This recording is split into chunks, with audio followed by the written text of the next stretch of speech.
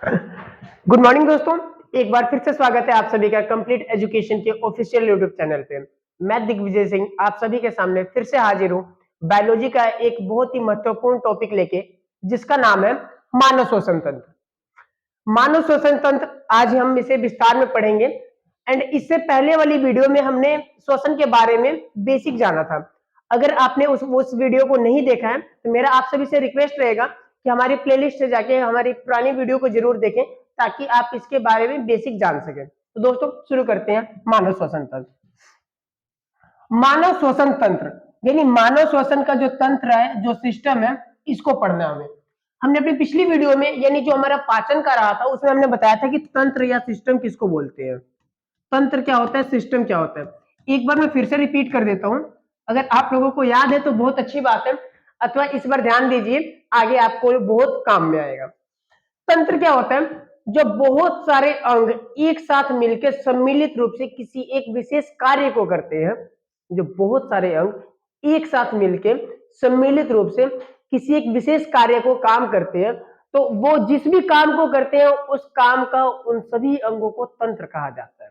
जैसे कि हम इसमें पढ़ेंगे कि बहुत सारे अंग हैं जो सम्मिलित रूप से सिर्फ श्वसन के लिए काम कर रहे हैं, इसलिए इन सभी को एक साथ में हम क्या कहेंगे, सम्मिलित रूप से कहेंगे श्वसन तंत्र। और ये मानव का है इसलिए हम इसे कहेंगे मानव श्वसन तंत्र।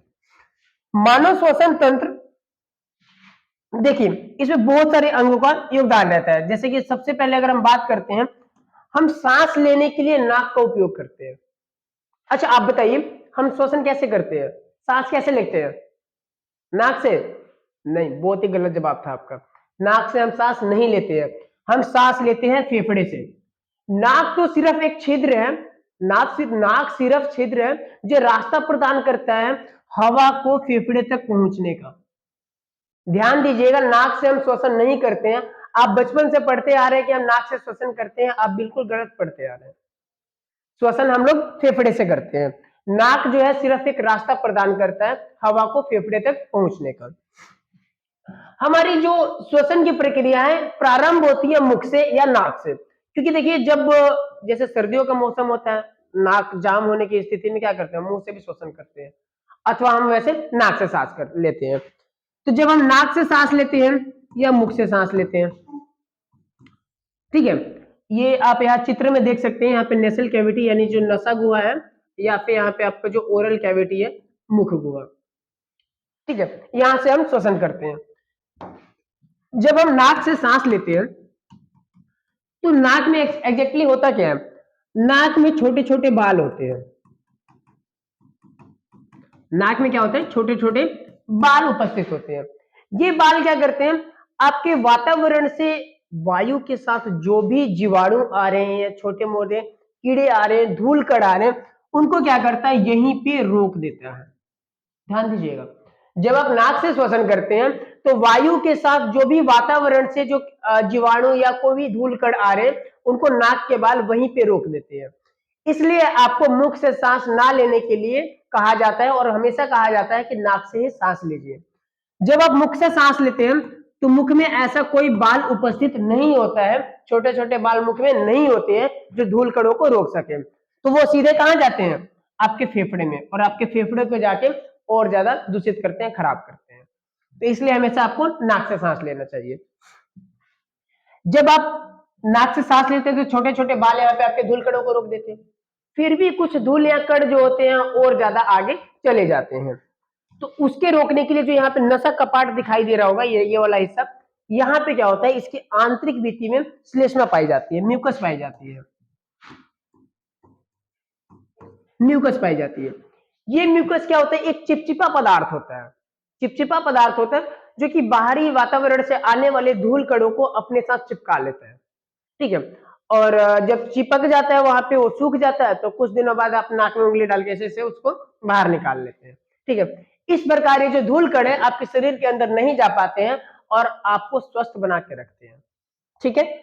तो नाक और मुख के बाद जो है इसका अगला भाग हम देखेंगे। आप देखें, अच्छा मैंने पाचन के चैप्टर में आप लोगों को बताया था कि जब आप मुख से भोजन को खाते हैं तो आपकी वो ग्रास नली में जाता है ना, इसोफेगस में जाता है। और जब आप मुख से श्वसन कर रहे हैं अथवा नाक से श्वसन कर रहे हैं तो वो कहाँ पे जा रहा है, आपकी श्वास नली में जा रहा है। वहां पे एपिग्लोटिस का हमने कंसेप्ट बताया था आपको। एपिग्लोटिस एग्जैक्टली होता कहाँ है, आप यहाँ चित्र में देखिए, ये आपकी नसा गुहा है, ये आपकी जो है जस्ट गिव मी मिनट, यहाँ पे आपकी जीभ यानी आपकी मुख गुहा है।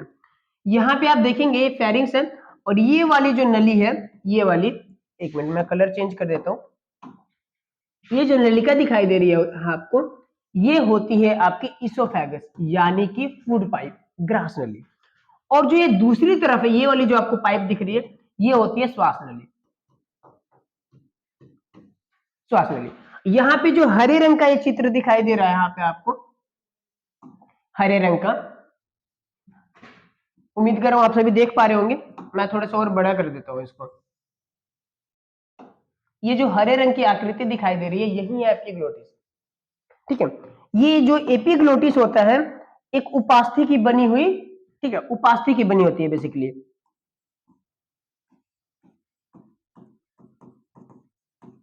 ठीक है, उपास्थि की बनी हुई एक आकृति होती है जो क्या करती है, किस चीज को किस नलिका में भेजना है इसको नियंत्रित करती है। जब आप भोजन खाते हैं तो उसको भोजन की नली में भेजना होता है, जब आप सांस लेते हैं तो उसको श्वास नली में भेजना होता है। इसको कंट्रोल करती है आपकी एपिग्लोटिस। ठीक है, एक चीज और, हम दोबारा से इस इमेज को देखिए जरा ध्यान से, थोड़ा सा और हम डीप में इसको पढ़ते हुए चलेंगे। जो आपका जो ये नाक है, आप देख सकते हैं यहाँ पे इस पूरे भाग को फेरिंग्स लिखा गया है। जो नाक के अपोजिट है इसको हम बोलते हैं नेजोफेरिंग्स, जो नाक के अपोजिट है उसको नेजोफेरिंग्स, जो मुख के अपोजिट है उसको हम बोलते हैं ओरोफेरिंग्स। ठीक है, एंड जो इसका अगला भाग आता है यानी कि लैरिंग्स, यानी कि आपका कंठ, जिससे क्या होता है आपकी आवाज उत्पन्न होती है, इसी को कंठ बोला जाता है, यहीं से आपकी आवाज उत्पन्न होती है, जिसका नाम क्या अंग्रेजी में लैरिंग्स बोलते हैं। अब जो ओरोफेरिंग्स और लैरिंग्स के बीच का भाग है उसको कहा जाता है लेरिंजोफेरिंग्स। तो इस प्रकार आप देख सकते हैं जो फेरिंग्स है इसको तीन भागों में बांटा गया है। पहला भाग है नेजोफेरिंग्स, ओरोफेरिंग्स एंड लेरिंजोफेरिंग्स। लेरिंजोफेरिंग्स के जस्ट नीचे उपस्थित होता है आपका लैरिंग्स। लैरिंग्स यानी कि आपका कंठ द्वार, कंठ जहां से आपकी आवाज उत्पन्न होती है। ये लैरिंग्स ही वो कि वो चीज है जो आपकी आवाज के लिए रिस्पॉन्सिबल होता है। लैरिंग्स के बाद आप यहां पे देखेंगे, अगले चित्र में देख लेते हैं हम,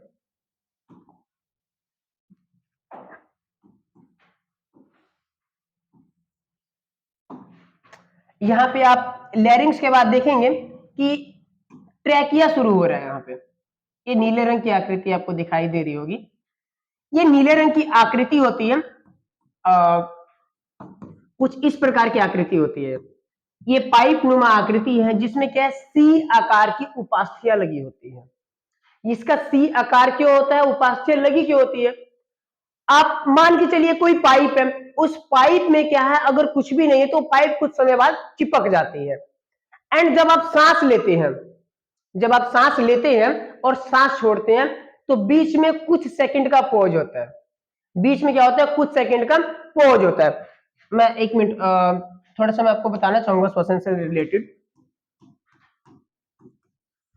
जब आप बाहरी वातावरण से ऑक्सीजन को अपने शरीर के अंदर लेते हैं तो उस क्रिया को कहा जाता है निश्वसन। और जब आप अपने शरीर से यानी अपने फेफड़े की सहायता से जब आप कार्बन डाइऑक्साइड को वापस वातावरण में छोड़ते हैं तो उसको बोला जाता है निश्वसन। ठीक है, इंपॉर्टेंट कंसेप्ट है, बार बार आएगा इसलिए मैंने इसको बीच में बता दिया आपको। अब जब आप श्वसन करते हैं यानी कि निश्वसन करते हैं और निश्वसन करते हैं, इस बीच में कुछ सेकंड का पॉज होता है, आप इसको एक बार महसूस करके देखिए।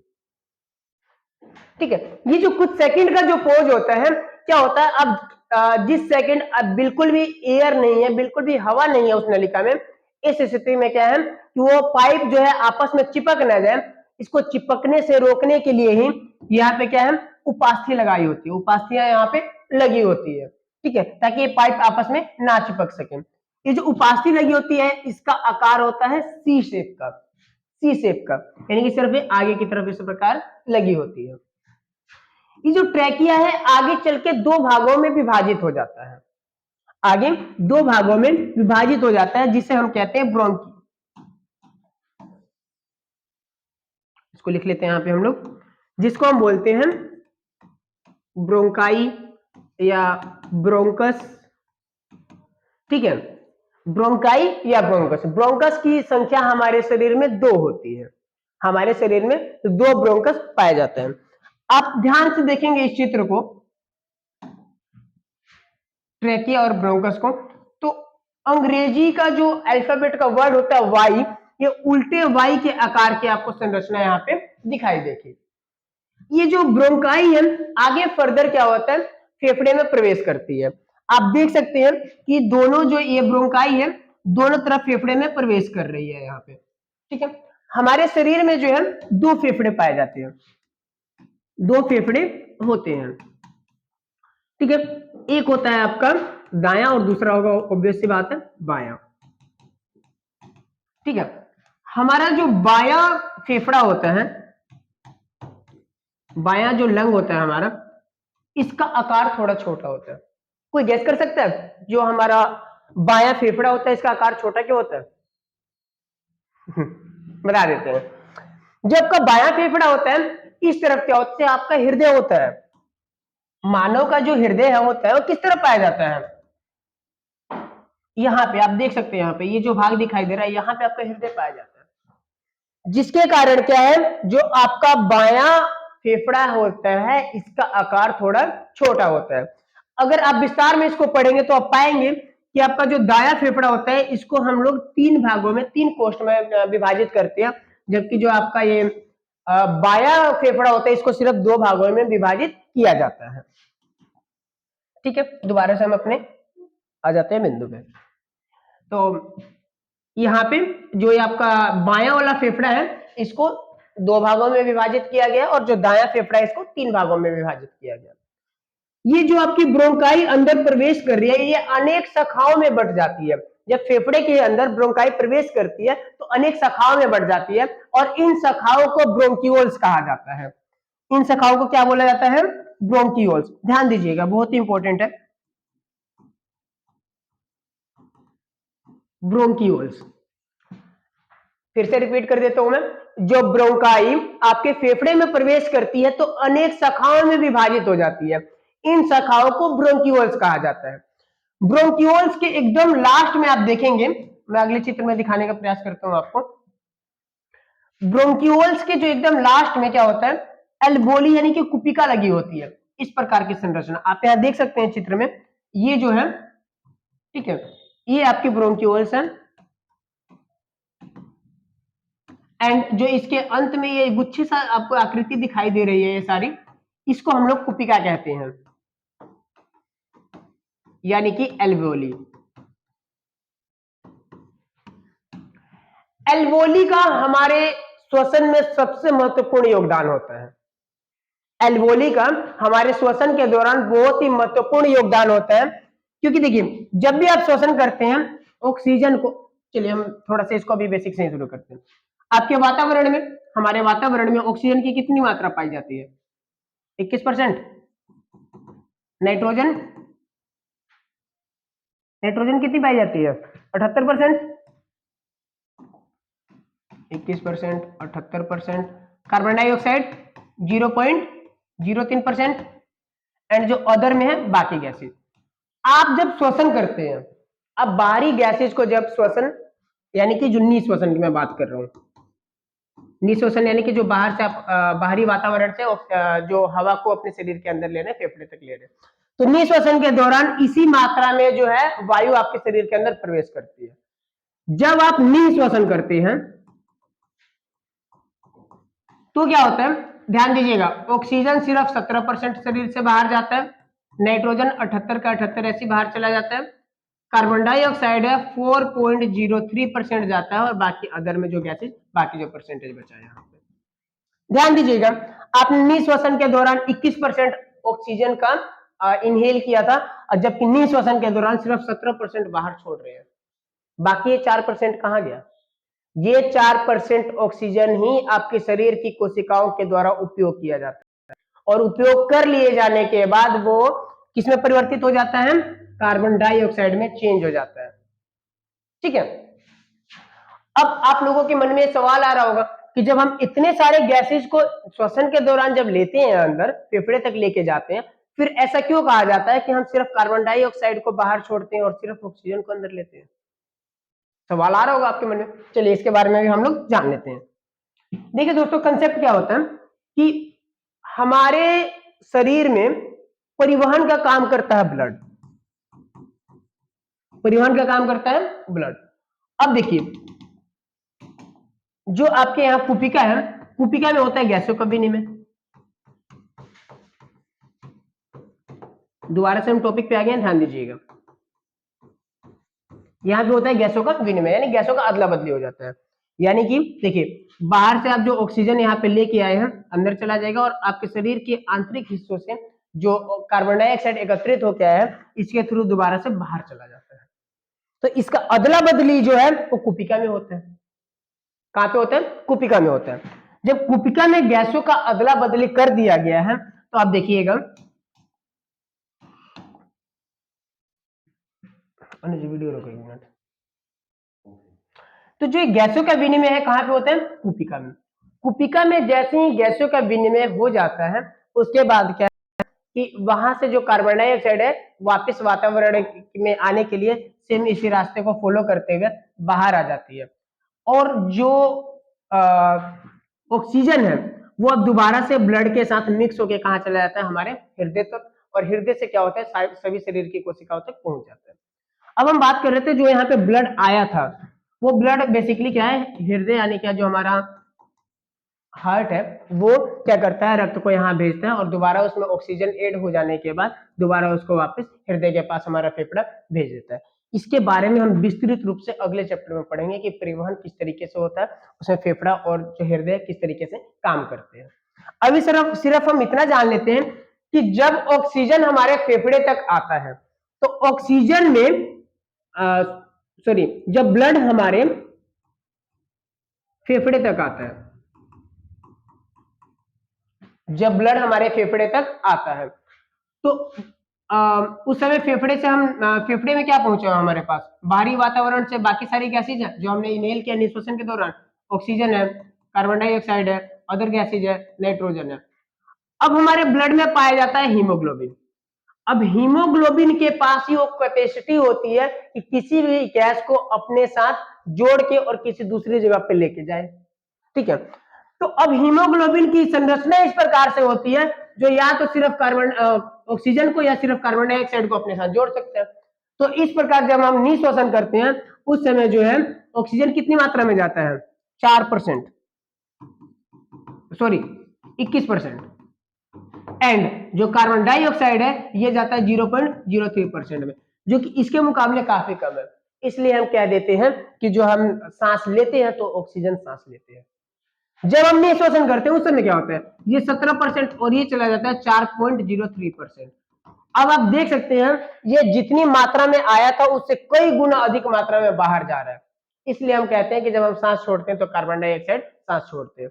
अब ध्यान दीजिएगा, ये जो कैपेसिटी है इसको अपने साथ जोड़ के लेके जाने की वो सिर्फ होती है हीमोग्लोबिन के पास। हीमोग्लोबिन या तो ऑक्सीजन को अपने साथ जोड़ेगा या कार्बन डाइऑक्साइड को। तीसरा एक और चीज होता है, कार्बन मोनोऑक्साइड।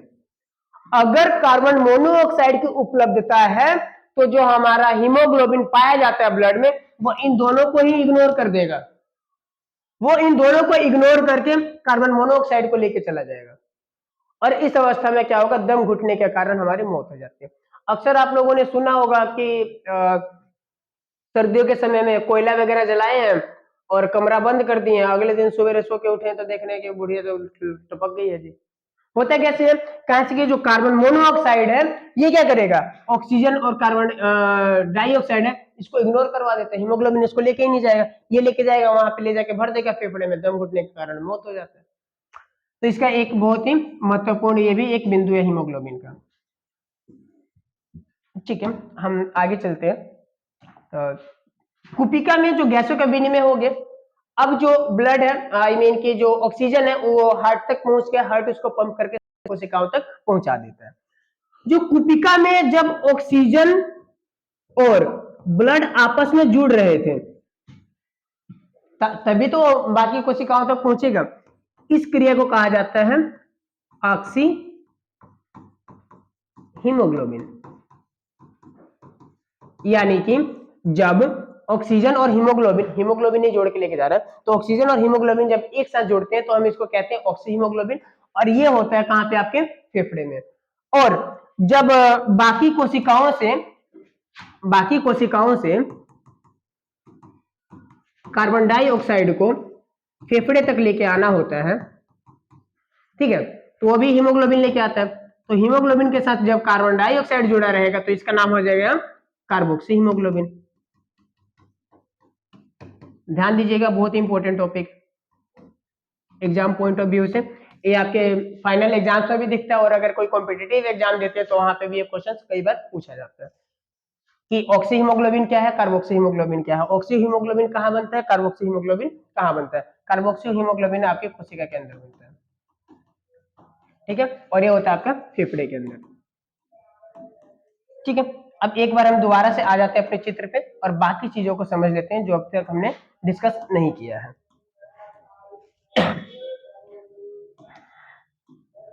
आप इस चित्र में देख सकते हैं ध्यान से कि कैसे नाक से श्वसन प्रारंभ होता है। नाक से आप हवा को अंदर लेते हैं एंड वो आपकी ग्रसनी एंड लैरिंग्स के भाग से होता हुआ यहाँ पे आपकी ट्रैकिया से होता हुआ एंड ये आपकी ब्रोंकाई ब्रोंक्यूल्स एंड देन अल्वोली तक पहुंचता है। वहां पे गैसों का विनिमय होता है, ब्लड के साथ ऑक्सीजन दोबारा हमारे हृदय में चला जाता है एंड जो कार्बन डाइऑक्साइड है दोबारा इसी रास्ते से बाहर निकल जाता है। एक चीज हमने यहाँ पे डिस्कस नहीं किया है, डायफ्राम। डायफ्राम का बहुत ही महत्वपूर्ण योगदान होता है जब आप श्वसन करते हैं। आपके फेफड़े में कोई ऐसी हड्डी नहीं होती है जो इसकी मदद करे सांस को खींचने में या सांस को बाहर छोड़ने में, ठीक है।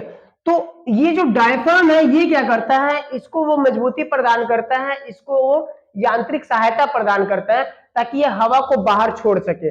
जब आप सांस बाहर छोड़ते हैं तो ये क्या करता है, डायफ्राम इसको दोनों फेफड़ों को ऊपर बाहर की तरफ ढकेलता है ताकि जो कार्बन डाइऑक्साइड आपके फेफड़े के अंदर है वो आपके शरीर से बाहर निकल सके।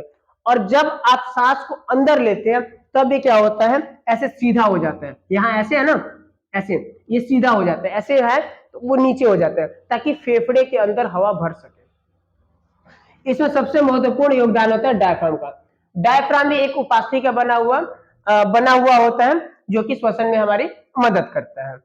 इस प्रकार हमने देखा कि मानव का श्वसन तंत्र है किस प्रकार से काम करता है, कौन कौन से अंग है जो इसमें महत्वपूर्ण भूमिका निभाते हैं। और अगली वीडियो में हम जानेंगे कि पौधे में श्वसन किस प्रकार होता है। तब तक के लिए देखते रहिए कंप्लीट एजुकेशन को ऑफिशियल यूट्यूब चैनल के लिए।